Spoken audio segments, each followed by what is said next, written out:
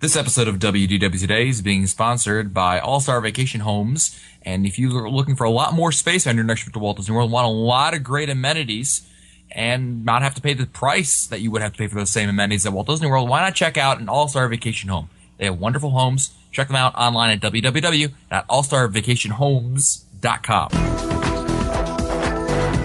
This is Walt Disney World Today. Give us 5 minutes and we'll give you the world. It's Friday, May 29th, 2009, and this is episode 571 of WDW Today. I'm Matt Hotchberg of StudiosCentral.com. Joining me on today's show is Len Testa, co-author of The Unofficial Guide to Walt Disney World. And Len, not too long ago, we actually had our live show for all the British people out there, and I was wondering, what is your favorite British drink? Oh, black and tan, without a doubt. Was there some sort of wager on that? And if so, can I get in on it? Just curious where your allegiance lay. Also joining us on today's show is Mike Newell of Mouse World Radio. Mike, a friend wants to say hello to you. Who's that? I'm still wringing out my clothes from all the rain we've had last week. I heard there was like 5 inches a day. Dude. Yeah, it was Mike. Go ahead. I was going to say, Scopa was unprecedented in his ability to bring rain to the Florida area. And leave it. No kidding. That's right, baby. They could have filmed the new Living Seas movie there. It rained and rained and rained. By the way, so Newell, I've been texting Newell all week for our listeners who haven't seen it. If you have an iPhone, there's a free Live 365 app on the iPhone with which you can get very reliable connections now to all of the Mouse World radio stations. I have been listening like a fiend at work. I don't know if they've upgraded the AT&T network in my area, but I get a really reliable connection right now. Cool. And I got to be putting in 5-6 hours a day, with the thing on. Okay, wait. Pay to the order of Len. Yeah, Len. Is it Len or Leonard? And while I'm doing endorsements, let me just say that I came up with I did the unofficial guide reader survey results for hotels, Walt Disney World area hotels, and vacation homes. And if they were a separate category, vacation homes themselves would have won every single reader survey question that we have. So our sponsor this week is All-Star Vacation Homes, and I think our listeners in general agree that it's a fantastic value. Anyway, go ahead.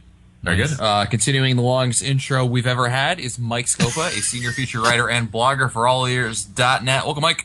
Well, for a brief moment, I'll hold the record for having been introduced the longest into the show until you introduce the other co-host, Annette Owens. But anyways, hi, Matt. Wake up, Donald. It's showtime. Mickey's Philhar Magic. Yeah. Very good. And also joining us on today's show is Annette Owens, the Manager of Customer Relations and Group Services for MEI and Mouse Fan Travel. Annette, the record holder. Annette, have you gotten all the glitter out of your hair yet? The glitter's gone, but there's still a little bit of chocolate left. So, pacing myself on the birthday chocolates. Nice. You had chocolate in your hair? No. Don't go there. Don't go there. No, but the glitter was just glitter! I thought you said chocolate. I'm like, what? I really missed something last week. You're really gonna do more. I've gotta get to. Star Wars. Just wait till we have to go see you guys as pirates. That's all I'm gonna say. August 1st. Come on down. July 31st, August 1st, August 2nd. Come on down. We all have to be there. There you go. I'll have to witness. On today's show, we're talking about breakfast, brunches, and lunch. I hope I got the name right. And we're going to be talking about the different things over here. And we're going to start out with Scopa, who actually just checked out not too long ago, 2 weeks ago. I didn't know you were sick. He checked out. Matt. Not quite that. Not the big checkout. The big express not the checkout. Big check. No, not the big express checkout in the sky. They come hang a little envelope on his door. Here's the bill. No, actually, he checked out the House of Blues Gospel Brunch at Downtown Disney. So, Mike, why don't you tell us a little bit about it? Well, one of the things that I think people would like to know is that while we're waiting in line, they came out with mimosas Sunday morning as we're lining up to go in. I like it already. You like it already, Len? I thought you did. I thought you would. Very, very. I was not expecting much, and it might have been one of the highlights of my trip, other than, of course, riding with Matt on Splash Mountain. But that's another story for another show. Anyways, it was very, very, it was delightful. I'd say that the quality of the food was very, very good. You are brought in. There are different tiers. You can sit near the stage. You can sit far from the stage, and then there's the Mike Newell seats that is the furthest from the stage, because there is audience participation, and I know that certain people would not want to participate. Anyways, the food, the quality of the food was excellent. What do they serve? They serve your basic. It's a brunch lens, so it's a combination of breakfast items as well as lunch. So you've got your bacon, you've got your eggs, you've got your pancakes, you've got your sausages, you've got your waffles, and then you've got your salads, and you've got your. There's a carving station. You've got your meats, you've got your chicken, and you've got all these desserts. Oh, it's just really, really a very nice spread. Very nice desserts, pecan pie, apple cobbler. I mean, it's just very good. They will once you go in. Here's a tip. As soon as you go in, you go right to the food and get it, because the line can get really, really long. You should get in line real early. Try to get in line within the hour of them opening up the doors, because first come in, you get first crack at the food. And like I said, the line is long, and you want to be at your table, and you want to have your meal almost at least halfway finished before the entertainment starts. Now, on each side of the stage are drinking areas where you can pick up your drinks, coffee, juice, sodas, or whatever. Again, all you can eat. It's very, very good. They're very the service was outstanding. People coming around, asking you if you need anything, if they want to clear your plates or whatever. Very, very good. Now, I didn't expect much from the show, but I got to tell you, outstanding. It was just, the place was hopping. You want to stand up, you want to clap, you want to wait, you want to do all kinds of things. The performers did not stop. They just kept going. I think it had to be at least 45 minutes of constant singing and getting the crowd involved and everything. I was saved. It was just a great experience, and the best recommendation I can give is that the next time I go to Orlando, I'm going to go again. That's how good it was. Bob raves about it too. He says it's fabulous as well. Yeah, the meal goes for $35.99 for an adult. And Mike, let me ask you this. Obviously, it's the gospel brunch, so there's a little bit of religion involved here. How much old-time religion? Yeah, how much of God is it? How godly is this? How much is God involved in breakfast? I mean, is it the gospel sing? Is this a replacement for church, or is this a somewhere? It's campy. It's a lot of fun. It's really fun when they get everybody who has a birthday or a wedding or an anniversary on stage. Oh my! And we missed out on an opportunity. It's so great when you have them, and they said, "Okay, everybody, we're going to lean to the left. We're going to lean to the right." It's just awesome. I really, really enjoyed it, and like I said, I'm going to do it again. Darn, we missed out on an opportunity. I know. We could. Yeah, but we marched in the bar with Yeehaw Bob true. when the Saints go marching in. So we had our little gospel moment. Okay, I'll give you that. So let's talk about breakfasts there. Mike, what do you got on tap for us? Well, if I were to the breakfasts all over Walt Disney World pretty much are the same. I think that I think you have to look at the prices. I think for most breakfasts, you're going to get the same. You're going to get the same food. So I think that it's important for people to look at the cost of the breakfasts. They may vary from one place to another. Specifically, if you go to the Ohana breakfast, you're probably going to spend a little bit more than you would if you went to Boma. So I think that's something. And if you went to Chef Mickey's. So I think that when you're looking at breakfasts at Walt Disney World, I think you have to be very careful that you are aware that if you go to a character breakfast, you're going to pay a little bit more than if it's a non-character breakfast. Yeah, you're right about that, Mike. I think Chef Mickey's we've talked about not too recently as being a really good restaurant there. And the one I do like doing, I think the best value is going to be Trails End, but it's so hard to get there, especially early in the morning because you got to build in so much time for transfer. But what I like to do regardless of whatever breakfast place, actually take advantage of breakfast because breakfast is always going to be cheaper than lunch. And a great strategy is to grab that last breakfast ADR spot, that advanced dining reservation. So that way you sit down for breakfast, but halfway through your meal they switch out to lunch, so you kind of basically take care of lunch while you're there as well. I really want to emphasize Matt Boma because Boma I think may be the cheapest breakfast out of all the breakfasts that are allowed. Well, maybe Captain's Grill at the Yacht Club might be a little bit, but Boma is like $16.99 for an adult and $9.99 for children. So I think it's a great deal. Wow, for breakfast. For breakfast. Something else just to toss out there, not a buffet, but Kona Cafe has an excellent breakfast. And, if you go there, you can always split a breakfast. I know it's a little... Right. Yeah, you can't do that at... Right. You can't do that at a buffet because everybody's going to pay. But if everybody wants a little bit of breakfast, that's typically how we get around the parks, is we just split meals the whole way. So that way you can get a little bit of eggs, a little bit of bacon, your own Tonga toast. A little bit of beans, and he's took his something else. Your own Tonga toast now. But now, yeah, I think what Annette's saying is, I agree with Annette. I mean, we're talking now. We've talked about a buffet breakfast. We've talked about a regular served breakfast, and there's also, I think, Whispering Canyon does family style with their breakfasts. Yes, and they're pretty inexpensive too. They may be even less than Boma. They may be around $11 to $12 for an adult and $6 for a child. I think Boma's price went up, Mike. I think Boma's price is like around $19. I mean, still not bad. Yeah. Anything under 20 is good. Yeah, exactly. I mean, for breakfast, I guess that's not bad. Len, what are your thoughts on breakfast? It's rare that I'm in a resort for breakfast. If I am, it's usually something, like a bagel and coffee, because that's just how I roll. Get it? Roll. But if I do eat breakfast, if I'm sitting down, I do like to get a couple of rides in, and then sit down for some breakfast, sort of like in the mid morning, as people are coming into the parks, and after I've grabbed fast passes for everything. I really liked breakfast over at Tusker House.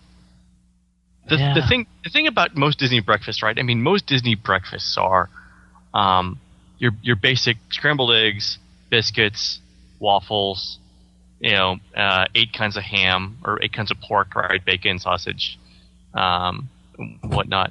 But they go a little bit farther. They do a corned beef hash, which is very good, and cheese blintzes. And Matt, I know it's hard for you to find blintzes anywhere, right? Oh yeah.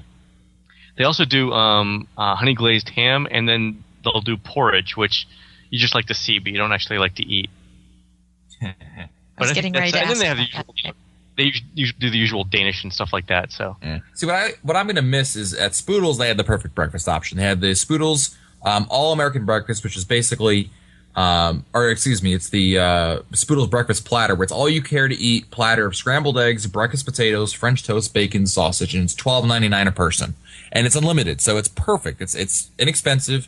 You're not paying for entertainment, but you can get as much food as you want to load up in the morning. And I always thought that was a great value. Unfortunately, Spoodles is on its way out, as we may or may not be aware of. But isn't Flying Fish going to offer breakfast in the summer when Spoodles is closed? Yeah, it's supposed to be doing the buffet, yeah. Right. Let's move on to lunch. I think we're all kind of down on breakfast a little bit, in terms of, taking time away from vacation. But lunch, I think we're all big fans of. Yeah. I'm a big fan of all food. Well, I mean, what's great about lunch is it's always easier to get an ADR for than dinner. And there's a lot of different options for you, especially if you go out of the parks. If you go to the surrounding resorts around your area, I mean, you can really get some great deals and very easy availability. Mm-hmm. Len, what's a favorite place for you for lunch? In the parks or around? Either way. For the resorts, I used to love Trails. Oh, I forgot to mention Trails End for breakfast, by the way. My all-time favorite place. We're actually recommending that now in the next edition of the book. Oh, there goes those ADRs for all of us. I know, just completely screwed. You're going to have to do walk-ins. It's not that great for lunch. For lunch. I'm usually trying to get to a counter service place to do, so I can cover it for the book, and it's got to be someplace, usually in a theme park, because that's where everyone eats. But I'm a big fan of sit down for lunch. I know the conventional wisdom is counter service, right? Because it's quick, but it's the middle part of the day. You've done all the running around that you need to do. Parents just need a break, And if the kids can stand it, then I'm a big fan of sit downs. Yeah, you know what? But typically in Epcot. Okay, one place that I really like for lunch, it's kind of hard to get to, is the Sand Trap Bar and Grill at Osprey Ridge. And they have a wonderful, I've had the Reuben sandwich over there, but what's great about this place is everything is freshly made over there. It's not mass produced food, it's sit down, but it's, they make everything over there, which is what's really nice about it. And they're actually very proud of it. I was talking to one of the cast members over there, and I just had one of the best Reuben sandwiches I've ever had over there. And it's really inexpensive. They take Disney Dining, or Tables of Wonderland, whatever it's called now. Entrees start at $8.99, excuse me. And so you combine the Disney, Tables in Wonderland, and you can really get a great meal over there. And what's more is they have lunch, and then they have a late lunch. They don't have dinner; they just have late lunch, which is a different menu for after 3:30 in the afternoon, which is kind of interesting. But it's obviously way out there. It's Osprey Ridge, for those who aren't aware, is near Fort Wilderness, so it's a hike, and certainly you'll need your own car, because I don't even think there's any Disney transportation that goes there. But if you can get out there, it's a great value. Scopa, what about you? What do you think about lunch? Wow. Well, it depends upon what I'm planning to do for the rest of the day. I really like Beer Garden for lunch in Epcot. I really like that. Yep.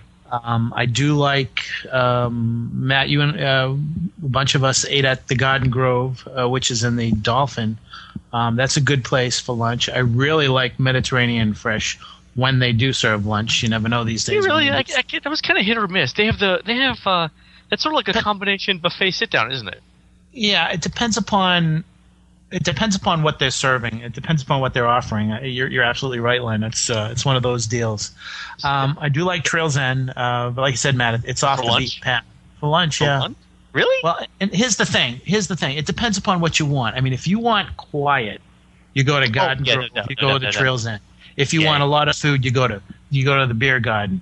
If you want characters, Crystal Palace, or Matt, is Hollywood and Vine still doing the Disney Playhouse? Yes. Characters for lunch, you do that. So it depends upon what you want. Also, you want to go to the Cinderella Royal Table and pay $36 for lunch, fine. If you want to do that. Well, I think for me, I don't know about you guys, but with me, when I'm eating at Walt Disney World, when I'm there all day long, I've got the one and done syndrome, so to speak. Right. And that is, I eat one big meal, and then regardless of when I eat it, be it breakfast, lunch, or dinner, the rest of the day I am not hungry enough to eat another big meal. It's usually you're like a snake. One meal, There you go. I never quite thought of it that way, but thank you. That's why he looks so funny. He looks like his body is filled with all kinds of edges. What a compliment, you snake. That's what's great about lunch, because if you have it during lunch, it's going to be cheaper than dinner. It's going to be easier to get in than dinner. And what's great about it is that dinner, I typically find that there's much more stuff going on in the theme parks in the evening than in the middle of the day, like at around 12 o'clock or so. So if you have your lunch over there, it really makes your day a lot bit easier when you get to dinner time, because then you can just grab something really quick to kind of, keep going, and that's it. But that's just me. Well, see, it also takes you this time of year. It helps. It gives you an hour or so where you're in the air conditioning, you're away from the crowd, you can just get a break. Great. Exactly. Point. I think that's a huge tip. Yeah. Oh, so I forgot to mention one other thing. So, if you're near Epcot, like especially if you're in World Showcase and you're looking for lunch, Beaches and Cream is in the nearby beach club. But if you're at one of those Epcot resorts and you're craving a burger and you can't get into Beaches and Cream, the Fountain at the Dolphin, really good burgers. Cool. Scopa? Matt, before we I know we're running out of time. One of the things I want to point out to everyone, something everybody should know. About a month ago, I made an ADR for Mediterranean Fresh. Yep. Made the ADR, wrote down the confirmation number. I went there last Tuesday and showed up at 11:45 for lunch.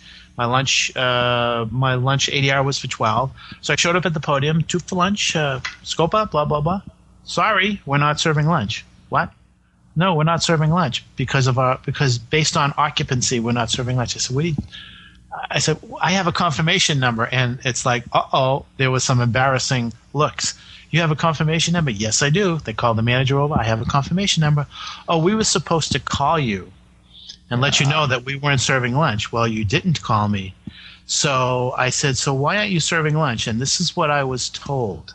The Dolphin will not open Mediterranean Fresh for lunch if they have a large number of families, and I don't know what the percentage is, if they have a large number of families in the hotel, and those rooms that are occupied by those families far outweigh those rooms that are, occupied by business people. So they feel that families will eat lunch in the parks. They will not eat at the restaurant, at the resort. Makes sense. So they will close the restaurant. But here's the thing, that if that's the case, then anyone who's making an ADR for lunch at any resort should make sure a week before they go on their trip to call the restaurant and make sure that they are serving lunch. Because these times when with the economy the way it is, occupancy may dictate what these restaurants are doing. So I just wanted to make that point. Oh, totally. Good, great point. Yeah, thanks for sharing that. Well, that's it for us today. Don't forget that this episode of WDW Today is being sponsored by All-Star Vacation Homes. And you know what? If you decide that you want to take it easy one day and enjoy your private pool at your All-Star Vacation Home, you've got a full kitchen over there to make your own lunch over there. And you don't have to have Chantel make it for you. Yeah, you can make it yourself. Yeah, it's very easy. Lots of great stuff over there for you to make your own lunch because it's a full kitchen. That's one of the wonderful amenities that an All-Star Vacation Home has. Check them out. Visit them online at allstarvacationhomes.com. If you want to find our older episodes, read our show notes, or send us your comments, visit the WDW Today website at wdwtoday.com. For Len Testa, Mike Scopa, Mike Newell, and the fabulous Annette Owens, I'm Matt Hochberg. We'll see you on the next show. Stupid Judy, stupid energy. This has been a production of Mouse World Radio. This Sunday, it's the next Walt Disney World Today live call-in show. Get your questions answered fast by our panel of WDW experts. Tune in to Mouse World Radio at 8 o'clock Eastern Time Sunday night. You can also log into our chat room during the show at WDWToday.com. The next WDW Today live call-in show, sponsored by AllEars.net, 8 o'clock Eastern, this Sunday, only on Mouse World Radio.